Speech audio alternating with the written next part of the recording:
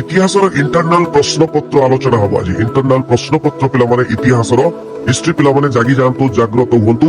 ইতিহাস 45 মিনিট সময় তোমাকে দিয়াଯିବ। 20 মার্কর প্রশ্ন থিব, দেখি পারছ। তেণু 20 মার্কর প্রশ্ন এটি 45 মিনিট তোমাকে দিয়াଯିବ। 45 মিনিট নাই 20 মার্ক। তেণু গোটে পরে গোটে প্রশ্ন আমি আলোচনা করিবা। সমস্তে জাগ্রত হুଅନ୍ତୁ পিলামানে। তেণু যোড়ি ଯିବା ସମସ୍ତେ। Very good. ଚାଲନ୍ତୁ ଗୋଟିଏ ପରେ ଗୋଟିଏ ସମସ୍ତେ ପ୍ରଶ୍ନର ଉତ୍ତର ଦେବେ। ପ୍ରଶ୍ନ ହେଉଛି ପ୍ରଥମ ପ୍ରଶ୍ନ ପିଲାମାନେ। ଏଇଠି ପ୍ରଥମ ପ୍ରଶ୍ନ କଣ ନା, କାମାନ୍ଦକଙ୍କର, ଏଇଟା ଏମସିକ୍ୟୁ ପ୍ରଶ୍ନ 5ଟି ଆସିବ ତମର ଏଇଭଳି ଭାବରେ। 5ଟି ଏମସିକ୍ୟୁ ପ୍ରଶ୍ନ ଆସିବ, ଠିକ ଅଛି।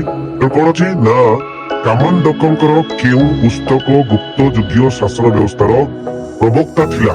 କଣ ଥିଲା? କାମାନ୍ଦକଙ୍କର କେଉଁ ପୁସ୍ତକ? ଉତ୍ତର କଣ ହବ ନା, ନୀତି ସାର। କଣ ହବ ଉତ୍ତର? ନୀତି ସାର। ନାଇଁ, ନେକ୍ସଟ ପ୍ରଶ୍ନ ଦେଖିବା। ନେକ୍ସଟ ପ୍ରଶ୍ନ ହଉଛି ମୃତ୍ପାତ୍ର। ମୃତ୍ପାତ୍ର ନିର୍ମାଣ କେଉଁ ସଭ୍ୟତାର ପ୍ରଧାନ ଶିଳ୍ପ ଥିଲା? ମୃତ୍ପାତ୍ର ମାନେ କଣ କିରେ? ମୃତ୍ପାତ୍ର ମାନେ ପିଲାମାନେ କଣ ନା, ମୃତ୍ପାତ୍ର ମାନେ କଣ ନା, ମାଟି ପାତ୍ର। ମାଟି ପାତ୍ର। ତ ମାଟି ପାତ୍ର ତ କଣ ହବ ନା, ମୃତ୍ପାତ୍ର ନିର୍ମାଣ କେଉଁ ସଭ୍ୟତାର ପ୍ରଧାନ ଶିଳ୍ପ ଥିଲା? ଭେରି ଗୁଡ ପିଲାମାନେ, ବହୁତ ସୁନ୍ଦର। ଉତ୍ତର ହଉଛି ସିନ୍ଧୁ ସଭ୍ୟତା ମାଟି ପାତ୍ର ନିର୍ମାଣ କରିଥିଲା। ନେକ୍ସଟ ପ୍ରଶ୍ନ ବହୁତ ଇମ୍ପୋର୍ଟାଣ୍ଟ। ହରପ୍ପା ଅଧିବାସୀ ମାନେ କେଉଁ ସ୍ଥାନରୁ ହରପ୍ପା ଅଧିବାସୀ ମାନେ କେଉଁ ସ୍ଥାନରୁ ତମ୍ବା ଏବଂ ଟିଣ ଆମଦାନୀ କରୁଥିଲେ? ବହୁତ ଇମ୍ପୋର୍ଟାଣ୍ଟ ପ୍ରଶ୍ନ। ତମ୍ବା ଆଉ ଟିଣ ଆମଦାନୀ କରୁଥିଲେ କେଉଁ ସ୍ଥାନରୁ? ସ୍ଥାନଟା କହିବାକୁ ପଡିବ। ଉତ୍ତର କଣ ହବ ନା, ରାଜସ୍ଥାନରୁ। କେଉଁ ସ୍ଥାନରୁ? ରାଜସ୍ଥାନରୁ। ନେକ୍ସଟ ପ୍ରଶ୍ନ, ଆଦି ବୈଦିକ ଯୁଗରେ କେଉଁ ଦେବତାଙ୍କୁ ଅବ୍ୟବାହ କୁହାଯାଇଛି? ଆଦି ବୈଦିକ ଯୁଗରେ କେଉଁ ଦେବତାଙ୍କୁ ଅବ୍ୟବାହ ବୋଲି କୁହାଯାଇଛି? ଏବେ ଜାଣିଛ କଣ ନା, ଅଗ୍ନି। ହବ୍ୟ ମାନେ କଣ ମାନେ ଯଜ୍ଞ ପାଇଁ। ଯଜ୍ଞ ପାଇଁ ତ ଏଇ ଯୋଉ ଅଗ୍ନି ଦେବତାଙ୍କୁ କୁହାଯାଇଛି, ଅଗ୍ନି ଦେବତା। ନେକ୍ସଟ ପ୍ରଶ୍ନ ପିଲାମାନେ ଦେଖ, 2 ମାର୍କ 3 ମାର୍କ ପ୍ରଶ୍ନ ବି ଆଲୋଚନା କରିବା ପୁରା ଭିଭିଡ ବାଲେ। ଏ ପ୍ରଶ୍ନକୁ କରିଦିଅ, ଆଲୋଚନା କରିବା ପୁରା। ଦେଖ ପିଲାମାନେ, ଏଇଠି କଣ ଅଛି ପ୍ରଶ୍ନ ନା, 6ଠ ଶତାବ୍ଦୀରେ କେଉଁ ରାଜ୍ୟରେ ଗଣତନ୍ତ୍ର ଶାସନ ଚାଲିଥିଲା? କେଉଁ ରାଜ୍ୟରେ ଗଣତନ୍ତ୍ର ଶାସନ ଚାଲିଥିଲା? ଏମାନଙ୍କ ଭିତରୁ କେଉଁ ରାଜ୍ୟରେ କହିଲ ଦେଖି? ନା ଉତ୍ତର ହଉଛି ମଲ୍ଲ ରାଜ୍ୟରେ। ଅଜି ମଲ୍ଲ, ତମେ ଜାଣିଛ ଦୁଇଟାରେ ଗଣତନ୍ତ୍ର ଶାସନ ଚାଲିଥିଲା, ଅଜି ଆଉ ମଲ୍ଲ। ଆଚ୍ଛା, ନେକ୍ସଟ ପ୍ରଶ୍ନ ଦେଖିବା। କଣ ଅଛି ନା, 2 ମାର୍କିଆ ପ୍ରଶ୍ନ ଆଲୋଚନା କରିବା ପୁରା। ତ ପ୍ରଶ୍ନ ପିଲାମାନେ ଏଇଠି ଅଛି, ହରପ୍ପା ସଭ୍ୟତା କେଉଁଠାରୁ କେଉଁ ପର୍ଯ୍ୟନ୍ତ ବିସ୍ତୃତ ଥିଲା? ବଢିଆ ପ୍ରଶ୍ନ। ଏ ପ୍ରଶ୍ନ ବହୁତ ଇମ୍ପୋର୍ଟାଣ୍ଟ ପ୍ରଶ୍ନ, ବ୍ୟୂହ ବହି ପ୍ରଶ୍ନ। ଦେଖ ପିଲାମାନେ, ହରପ୍ପା ସଭ୍ୟତା ନାଇଁ ବେଲୁଚିସ୍ତାନ, ପାକିସ୍ତାନ, ଭାରତର ପଞ୍ଜାବ, ହରିୟାଣା, ନାଇଁ ଉତ୍ତରପ୍ରଦେଶ, ରାଜସ୍ଥାନ, ଗୁଜରାଟ ଏଇଥିରେ ବିସ୍ତୃତ ଥିଲା। ବୁଝୁଛି? ଏମିତି ଲେଖିବ। ନହେଲେ ବ୍ୟୂହ ବହିରେ ଯୋଉ ଲେଖା ହେଇଛି ଉତ୍ତରରୁ ଦକ୍ଷିଣରେ କୋଉ ପର୍ଯ୍ୟନ୍ତ, ପୂର୍ବରୁ ପଶ୍ଚିମରେ କୋଉ ପର୍ଯ୍ୟନ୍ତ, এইগুলিক লেখিব। ঠিক আছে। আচ্ছা, নেক্সট প্রশ্ন, বৌদ্ধ ধর্মগ্রন্থ অঙ্গুত্তর নিকায় কাহা সম্পর্কে বিবরণী প্রদান করে? মানে অঙ্গুত্তর নিকায় পিলাମାନେ জানিছ, বৌদ্ধ ধর্মগ্রন্থ ত্রিপিটকর গোটে অংশ হচ্ছে সূত্ত পিটক। সূত্ত পিটকর অঙ্গুত্তর নিকায় এক অংশ বিশেষ। এর 16 মহাজন কথা, 16 মহাজন পদ কথা আলোচনা হয়েছে। এবং 16 মহাজন কଣ କଣ? কাশী, কোশল, অঙ্গ, মগধ, বজ্জী, মল্ল, বেদী, বৎস, কুরু, পাঞ্চাল, মৎস্য, সুদর্শন, অস্মক, অবন্তী, গান্ধার, কবচ। আচ্ছা, নেক্সট প্রশ্ন, ঋগ্বৈদিক যুগরে সামরিক সংগঠন কাহাକୁ ନେଇ ଗଠିତ ହୋଇଥିଲା? ପତି ଓ ରଥିନ୍ କିଏ ଥିଲେ? ନାଇଁ, ତେଣୁ এই ଯୋଉ ସାମରିକ ସଂଗଠନ କାହାକୁ ନେଇ ଗଠିତ ହୋଇଥିଲା? ଋଗ୍ବୈଦିକ ଯୁଗରେ ସାମରିକ ସଂଗଠନ ମୁଖ୍ୟତଃ କଣ ନା, ପଦାତିକ ସୈନ୍ୟ। ଅଶ୍ୱାର, ଏଇ ପଦାତିକ ମାନେ କଣ? ପାଦରେ ଚାଲି ଚାଲି ଯୋଉମାନେ ଲଢେଇ କରୁଥିଲେ। ଅଶ୍ୱାରୋହୀ ମାନେ ଘୋଡାରେ ଚଢିକିରି, ରଥାରୋହୀ ରଥରେ ଚଢିକିରି ନେଇ ଗଠିତ ହୋଇଥିଲା। ଆଉ ପଦାତିକ ବାହିନୀର ସୈନ୍ୟକୁ ପତି ବୋଲି କୁହାଯାଉଥିଲା, ରଥାରୋହୀକୁ ରଥିନ୍ ବୋଲି କୁହାଯାଉଥିଲା। ନେକ୍ସଟ ପ୍ରଶ୍ନ, ପରବର୍ତ୍ତୀ ବୈଦିକ ଯୁଗରେ ସାମ୍ରାଜ୍ୟ ପ୍ରତିଷ୍ଠା ପରେ ରାଜାମାନେ ଗ୍ରହଣ କରୁଥିବା ପଦବୀ ଓ ସମ୍ପାଦନ କରୁଥିବା ଯଜ୍ଞର ନାମ? ବହୁତ ଇମ୍ପୋର୍ଟାଣ୍ଟ। କେଉଁ ପଦବୀ ସେମାନେ ରାଜାମାନେ ଗ୍ରହଣ କରୁଥିଲେ ଆଉ କଣ ଯଜ୍ଞ ସବୁ କରୁଥିଲେ? ହେଲା। ତ ପରବର୍ତ୍ତୀ ବୈଦିକ ଯୁଗରେ କଣ ଥିଲା ନା, ରାଜାମାନେ ଅଧିରାଜ ଗୋଟେ ପଦବୀ ହଉଛି କଣ? ଅଧିରାଜ। ଆଉ ଗୋଟେ ରାଜାଧିରାଜ, ଆଉ ଗୋଟେ ହଉଛି ପଦବୀ ସମ୍ରାଟ, ଆଉ ଗୋଟେ ପଦବୀ ଏକରାଟ। এই ଯୋଉ 4ଟା ପଦବୀ ମନେ ରଖିଥିବ, ଅଧିରାଜ, ରାଜାଧିରାଜ, ସମ୍ରାଟ, ଏକରାଟ। ଆଉ ସେଇ ଯୁଗରେ ଯୋଉ ଯଜ୍ଞ ସମ୍ପାଦନ କରୁଥିଲେ ସେ ଭିତରୁ ଗୋଟେ ହଉଛି ରାଜସୂୟ, ଆଉ ଗୋଟେ ହଉଛି ବାଜପେୟ, ଆଉ ଗୋଟେ ହଉଛି ଅଶ୍ୱମେଧ ଯଜ୍ଞ। ବୁଝିହଉଛି? ଆଚ୍ଛା, ଭେରି ଗୁଡ ପିଲାମାନେ। ନେକ୍ସଟ ପ୍ରଶ୍ନ, ସଙ୍ଗମ ସାହିତ୍ୟର 2 ଗୋଟି ବିଭାଗ କଣ? ସଙ୍ଗମ ସାହିତ୍ୟ, ସେଥିରୁ କେଉଁ ଅଞ୍ଚଳର ଇତିହାସ ଜଣା ପଡିଥାଏ? তুমি ଜାଣିଛ ପିଲାମାନେ ସଙ୍ଗମ ସାହିତ୍ୟର ଦୁଇଟି ବିଭାଗ ଥିଲା କଣ ନା ପତିନେନିଙ୍କି କାନାକୁ ଆଉ ପତୁ ନା ପତୁ ଗୋଟେ ବିଭାଗ ଆଉ ପତିନେନିଙ୍କି କାନାକୁ ଗୋଟେ ବିଭାଗ ହେଲା। ତାହେଲେ ଏଇଟା ପଢି ନପାରେ ତମର ବି, କିନ୍ତୁ ଗୋଟିଏ ଜିନିଷ ପଢିବ ଯେ କଣ ଏଇ ସାହିତ୍ୟରୁ କେଉଁ ଇତିହାସ ଜଣାପଡେ ନା ଦକ୍ଷିଣ ଭାରତର ଇତିହାସ ଜଣାପଡେ। କଣ ନା ଦକ୍ଷିଣ ଭାରତର ଇତିହାସ ଜଣାପଡେ। ଟିପ୍ପଣୀ ସଂକେତ ଟିପ୍ପଣୀ ଗୁଡାକ ଭିତରୁ ଆସିବ ଫାଇୟାନଙ୍କ ବିବରଣୀ।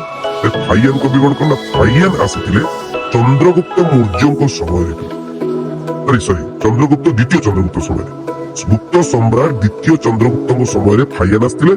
ମେଗାସ୍ଥିନିସ୍ ଆସିଥିଲେ ଚନ୍ଦ୍ରଗୁପ୍ତଙ୍କ ସମୟ, ଚନ୍ଦ୍ରଗୁପ୍ତ ମୌର୍ଯ୍ୟଙ୍କ ସମୟ। ଠିକ ଅଛି, ତାହେଲେ ମନେ ରଖିବ ଫାଇୟାନଙ୍କ ବିବରଣୀରେ ଫାଇୟାନ ଗୁପ୍ତ ସମ୍ରାଟ ଦ୍ୱିତୀୟ ଚନ୍ଦ୍ରଗୁପ୍ତଙ୍କ ରାଜତ୍ୱ ସମୟରେ ଚୀନ ପରିବ୍ରାଜକ ଭାବରେ ଭାରତ ଭ୍ରମଣରେ ଆସିଥିଲେ।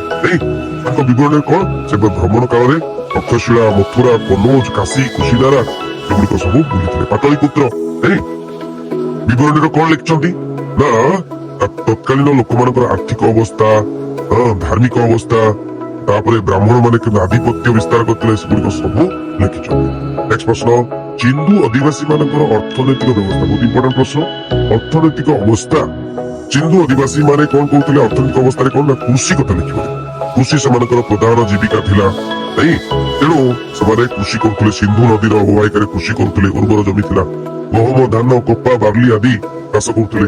ଶିଳ୍ପ କ୍ଷେତ୍ରରେ ମଧ୍ୟ ପାରିଦର୍ଶିତା ଲାଭ କରିଥିଲେ। ବୟନ ଶିଳ୍ପ ମାନେ ଲୁଗା ବୁଣା ଶିଳ୍ପ, ତୁଳା ପଶମରୁ ବସ୍ତ୍ର ମାନେ ତିଆରି କରୁଥିଲେ।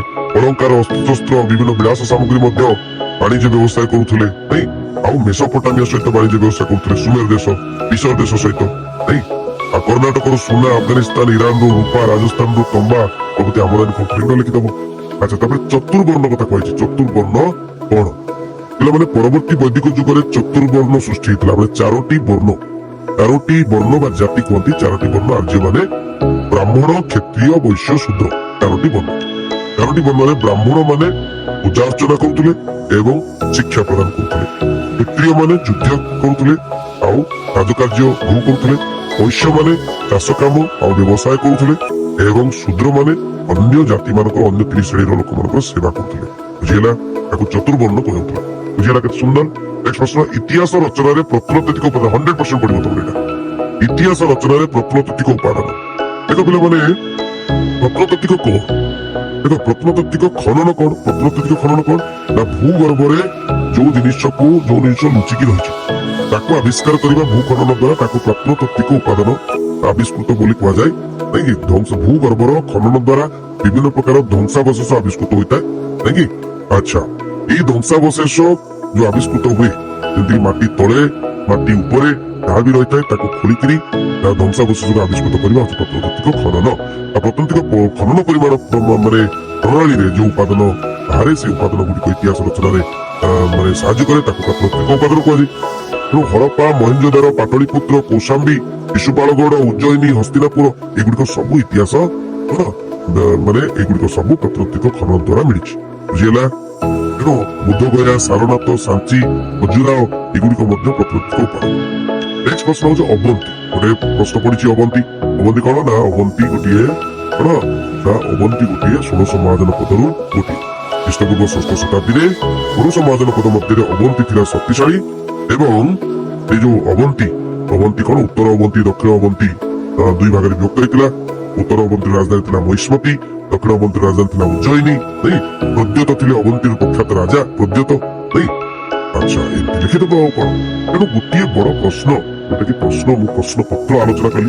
ପ୍ରଥମ ପ୍ରଶ୍ନ ପତ୍ର ବି ଆଲୋଚନା କରିଛି, ଦ୍ୱିତୀୟ ପ୍ରଶ୍ନ ପତ୍ର ବି ଆଲୋଚନା କରିଛି, ଏଟା ତୃତୀୟ ପ୍ରଶ୍ନ।